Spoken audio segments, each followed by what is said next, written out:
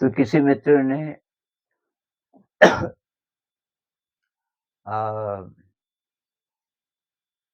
एक सुझाव दिया कि मैस्कुलिन और फेमिनिन एनर्जी पे कुछ बोलिए, ये क्या चीज़ है? तो अभी तक ये माना जाता था कि हमारा जो नया ब्रेन है, ऐसा कहते हैं ना, मनुष्य के 3 ब्रेन हैं। एक तो रेप्टिलियन ब्रेन जो सबसे पुराना है, बल्कि वो पीछे की साइड होता है, और एक की फिर ममीलियन ब्रेन, जब 4 पैर के जानवर हो गए थे, उनके अंदर ज़रा इमोशन भी आ गया था। और एक न्यू ब्रेन का मतलब जिससे मनुष्य बने, जिसमें सोचने विचारने की क्षमता है, इत्यादि, जिसमें क्रिएटिविटी है। तो कि जो न्यू ब्रेन है, उसके 2 भाग हैं, लेफ्ट ब्रेन और राइट ब्रेन।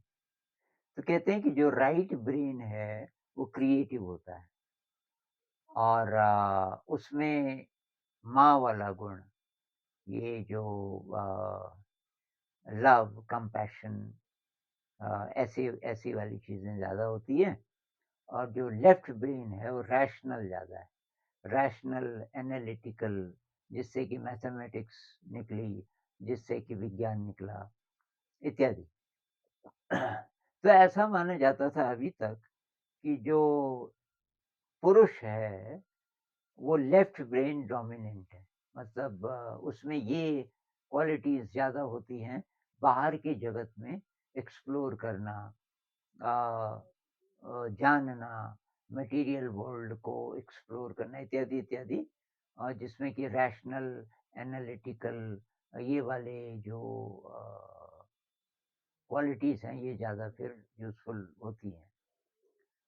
और जो महिलाएँ हैं, उनमें जो क्रिएटिविटी वाला है पक्ष, तो वो ज़्यादा होता है, माँ वाला, फीलिंग वाला, कंपैशन वाला, ये ज़्यादा होता है। दरअसल ये गलत निकला बाद में। तो ये जो चित्र है, ये है कि हमारा न्यू ब्रेन, जिसमें कि ये राइट हेमिस्फीयर है, लेफ्ट हेमिस्फीयर है, 2 भाग हैं, और उनके बीच में जो ब्रिज है, इसको बोलते हैं कॉर्पस कैलोसम। ये न्यूरॉन्स का बना है, और ये जितना थिक होगा जिस व्यक्ति का, उसका ब्रेन उतना बैलेंस्ड होगा, क्योंकि उसकी उसमें क्रिएटिविटी भी बहुत होगी, और उसमें एनालिटिकल वगैरह जो स्किल हैं, वो भी बहुत होंगे। तो आइंस्टाइन का जो ब्रेन है, तो शायद आपको पता हो कि आइंस्टाइन का ब्रेन चोरी हो गया था। जब वो मरे, तो एक आदमी ने चार्ज लिया कि डेड बॉडी को मैं सँभालूँगा, और उसका जो भी दाह संस्कार है मैं करूँगा। और उसने चुपके से आइंस्टाइन का ब्रेन चुरा लिया, और उसको लेकर के वो घूमता रहा। अभी तो बहुत पुरानी बात है। आइंस्टाइन की डेथ हो गई थी शायद 50 के दशक में, पिछली शताब्दी के। तो उस समय तो ये साइंस इतनी डेवलप हुई नहीं थी, न्यूरोलॉजी वाली। पर जब तक वो आदमी रहा, तो वो आइंस्टाइन के ब्रेन को लेके चोरी-छिपे कई-कई जगह गया साइंटिस्ट लोगों के पास कि भई इसकी छानबीन करके मुझे बताओ, क्या विशेषता है इस ब्रेन में?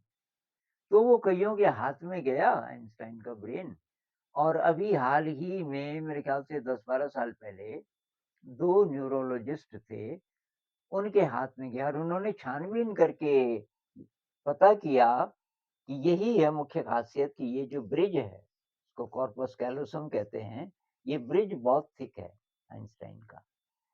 तो इसका मतलब ये हुआ कि ये जो दोनों पक्ष हैं, ये हमारे अंदर हैं, हर इंसान के अंदर, चाहे वो स्त्री हो, चाहे पुरुष हो। और तो ये जो फेमिनिन और मैस्कुलिन क्वालिटीज़ हैं, इनमें बैलेंस कैसे हो? न्यूरोलॉजी के हिसाब से कहेंगे कि हमारा ये जो कॉर्पस कैलोसम है, ये कितना समृद्ध है, कितना थिक है, उस पर डिपेंड करेगा कि हम जीवन में किसी भी चीज़ में कितने सफल हैं, और कितनी खुशी हमें ज़िंदगी से मिल सकती है। अ, अच्छा दूसरे ढंग से कहें तो ये चाइनीज़ सिंबल आपने देखा होगा, ये 2 मछलियाँ हैं, काली मछली है और ये अ, थोड़ा लाइट कम हो गई, तो ये मैं टॉर्च भी जला देता हूँ इधर से, अभी दिख रही है ना? तो ये जो काली मछली है, ये है यिन, ये चाइनीज़ सिंबल है बहुत पुराना और ये जो सफ़ेद मछली है, ये है यांग।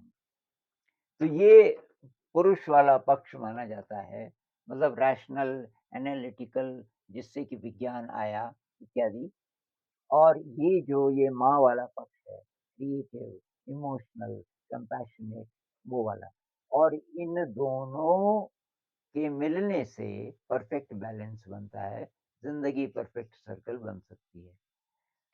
तो ये मछली मैंने बड़ी बनाई है, ऐसा कहते हैं कि पिछले 300 सालों में जो ये मेल वाला जो पक्ष है, ये एनालिटिकल विज्ञान वाला इत्यादि वो ज़्यादा डोमिनेंट हो गया है और जो भाव पक्ष है, क्रिएटिविटी वाला, माँ वाला, कंपैशन वाला, नर्चरिंग वाला जो पक्ष है, वो थोड़ा कम हो गया इसलिए श्रिंक करता जा रहा है और इसलिए जो मनुष्य की सभ्यता है अभी अ, उसमें विकृतियाँ हैं, उसमें इम्बैलेंस है, उसका ये कारण है। और यही इम्बैलेंस हर व्यक्ति के भी अंदर है, काफ़ी हद तक। क्योंकि जिस तरीके की हमने सभ्यता बनाई है, उसका असर एक तो हमारे सिस्टम्स पर है, हमारे इकोनॉमिक, पॉलिटिकल जितने सिस्टम्स हैं और उसका असर हर एक इंडिविजुअल पर भी है। शिक्षा व्यवस्था में हम देखें तो जो ये वाला पक्ष है, इसी इसी पर हम जोर देते हैं।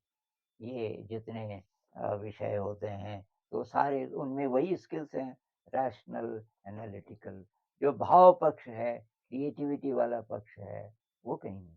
कहीं आपने देखा किसी मार्कशीट में ये हो कि भाई कंपैशन की फीलिंग के लिए कितने नंबर हैं इस बच्चे के, पिछले 1 साल में कितना डेवलप हुआ, सेवा भाव कितना है, ये पक्ष गौण है। तो कुल मिला के फिर ये है कि भई हर इंसान अर्धनारीश्वर है। वो जो शिव जी की एक तस्वीर ऐसी दिखाते हैं ना, एक तरफ स्त्री और एक तरफ पुरुष। अर्धनारीश्वर मतलब आधा हिस्सा नारी है हर एक का और आधा हिस्सा ये पुरुष वाला है और उन दोनों में बैलेंस कैसे बने। अब ये जो स्त्री और पुरुष वाली बात है, उनके बीच अगर प्रेम बहुत ज़्यादा हो सकता है वो दोनों एक-दूसरे को बैलेंस करने में मदद करें कि दोनों एक दूसरे के राइट ब्रेन और लेफ्ट ब्रेन को बैलेंस करने में मदद कर रहे हैं, ऐसा हो सकता है। तो हमारे काम की बात यही है कि हम कैसे अपने ब्रेन के इस हिस्से को, इस ब्रिज को, कॉर्पस कैलोसम को समृद्ध करें। इसके 2 मेन रास्ते हैं, एक है मेडिटेशन, एक है क्रिएटिविटी। और मेडिटेशन के साथ जो और चीज़ें जो सपोर्ट करती हैं जैसे शील है, ख़ासकर पारमिताएँ वो बहुत महत्वपूर्ण है। पारमिताओं में बहुत सारी हैं लेकिन मुख्य 3 पर अगर हम ध्यान दें, विनम्रता, कृतज्ञता और निस्वार्थ सेवा।